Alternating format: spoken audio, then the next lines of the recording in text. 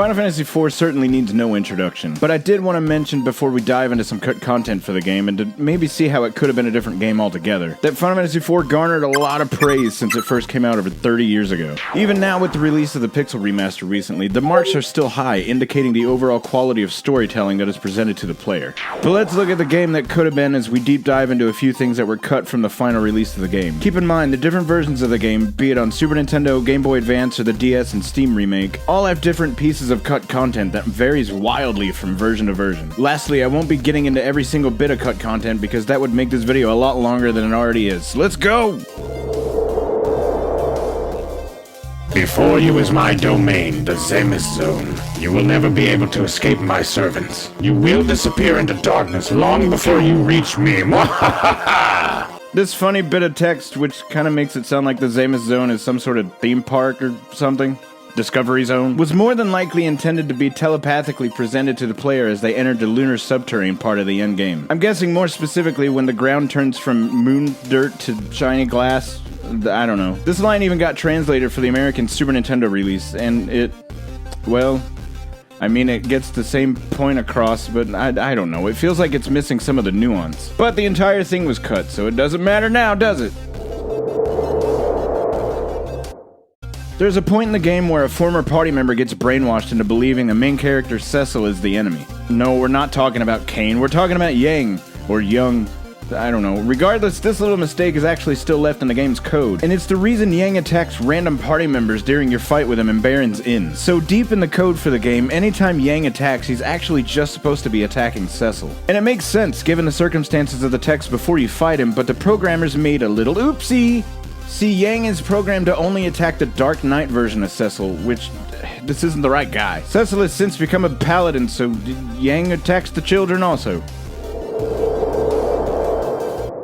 Every character in Final Fantasy IV has a different set of commands during battle sequences, including Sid, an engineer who built the airships for Baron and repeatedly fixed the party's airship at different points in the story, despite him, surviving a bomb blast. Given his penchant for tinkering with airships, it's no surprise then that during battle there's a cut command for Sid's battle sequence called Hikute, or the airship. When this command is placed into the game, it completely crashes and does nothing at all. But I'm wondering if it was intended to be similar to Setzer's airship slot command, or even Sid... Another airship-wielding Sid from Final Fantasy VII's High Wind Limit Break. Either way, it doesn't work, but wow, what if it did? We'd never use fight or study ever again, poor Sid. Anytime that a character permanently leaves the party, their stats stop growing. Period. There's no reason to. But curiously, Sid's stats and levels continue to grow while he's absent from your party. In fact, they keep growing all the way up to when Fusoya leaves for the Red Moon near the end of the game before Cain joins the party again. Meaning Sid might have been slated originally to join the party again at this point. Maybe to replace Edge? Because boy, when you get Edge in your party, he's horrifically underleveled comparatively. But if Sid's stats kept growing until that point, I don't know, maybe you wouldn't have to fight other respawning dolls in the Did you know, also, real quick, just a rant, it's impossible to do the auto battle dog killing leave your controller alone while you level up trick in the Pixel Remaster? Anyway, moving on to... So whilst digging around for the information all about the cut content for this game, I stumbled upon this screenshot of what could have ended up being Final Fantasy IV for NES in Japan. So not the NES, but for the Famicom. This screenshot was shown off in a magazine, and the kind folks over at Lost Levels translated it, and here's what's said in the dialogue box. According to a former publicist and translator for Square, that photo wasn't even hard-coded, really. It was just mainly meant as a this is what the game might look like type of thing, and that no coding was ever started, as the decision to make Final Fantasy IV for Super Famicom was made very early in development. But it's still neat anyway. Ah, Golbez. Sweet, sweet Golbez. I'm not going to reveal any plot points here for the people that haven't played it, but Golbez is the main antagonist for 98% of Final Fantasy IV. In the DS version, however, there's a whole slew of information on him, including a character portrait strikingly similar to the ones used for characters that join your party. And there's data in the game that shows Golbez having several black magic spells and a few white magic spells also. Was he intended to join the party at one point, or was this information mainly for the After Years sequel? Side note, I think Golbez is a fascinating character and deserves a deeper dive, but maybe another time. Because right now we're gonna listen to some... I found a few unused tracks that were intended for Final Fantasy IV, but ended up being cut for one reason or another. We'll just listen to a small amount of each one. The first one we'll check out is titled The Sea of Silence, and I'm not really sure where this one would be placed in the grand scheme of things, other than maybe when Cecil was left shipwrecked right before becoming a paladin, but at any rate, here's that.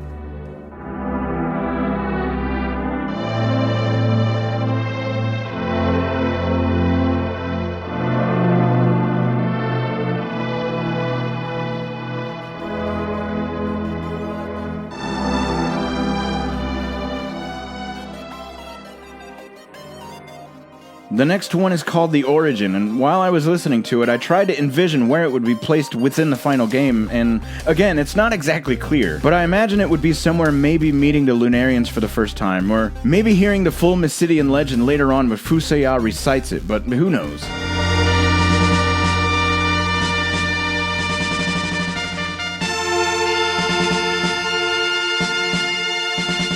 This next one is called Restless Moments, and other than using it as a song during an escape of some kind, I have no clue. Leave a comment down below with your guess as to where this could have been placed. I'm eager to hear other ideas.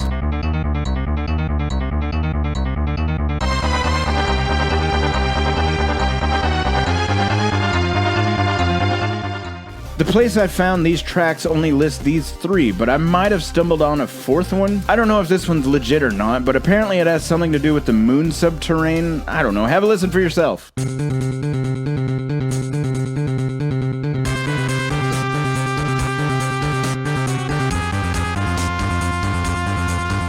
And lastly, this one is more so Final Fantasy VI related, but Square might have intended to use one of my favorite tracks from Final Fantasy IV, Troyan Beauty, in Final Fantasy VI. Here's just a little bit of it.